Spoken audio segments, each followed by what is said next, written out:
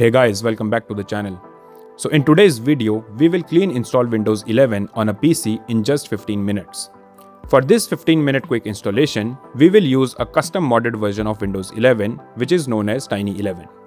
So in this video, we will cover all the steps from downloading the Tiny11 ISO file to installing Tiny11 on your PC without any data loss. First, let's talk about the benefits of Tiny11 compared to a standard Windows 11 installation. So Tiny11 is great because it lets you run Windows 11 on really old or cheap hardware that normally can't handle it.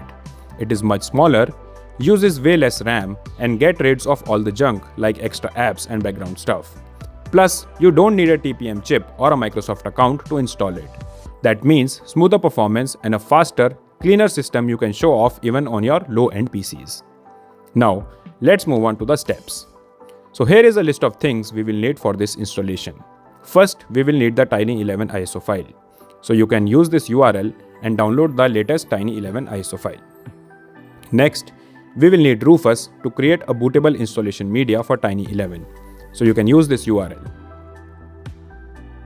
As I have already downloaded the Tiny11 ISO file, so I will skip this process. Now, insert your USB drive and then go to this URL and download Rufus. Once downloaded, just click on it to run it. Once opened, it will automatically detect your USB drive. Now, click on Select button next to the boot selection. Now, attach the Tiny11 ISO file that you have downloaded above. You can leave everything as default and then click on the Start button. So now you will see a pop-up with some Windows customizations. So if your PC doesn't support Windows 11, you can check this box. So it will bypass all the TPM and secure boot requirements. If you want to bypass Microsoft account creation, you can check this box. From here, you can create a local account. Just type in your username and check this box. So there are several other Windows customizations that you can choose, such as skipping the privacy questions and even disabling the BitLocker. Once everything is ready, click on OK. Then click on OK again to start formatting the USB drive. So make sure you have nothing important saved onto this USB stick. Now this will take a while and your bootable Tiny11 USB will be ready. Moving on, I will now save all my required data to the separate drive. So here I will keep all my data onto the D drive. So if you have anything important from your downloads or document folders, make sure you copy it to the D drive. So here I will copy some of my important folders from my documents to the D drive.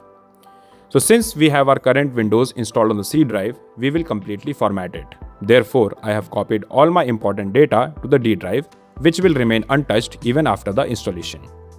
So once everything is ready, it's time to restart your PC and enter into BIOS. To enter into BIOS, you have to press F12 or the delete key or the escape key on your keyboard.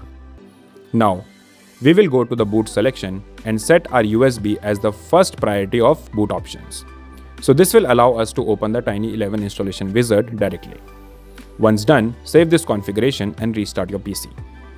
So after you restart, you will see the Windows 11 installation wizard. So after a while, you will see the language selection screen. Just select your language and then click on Next.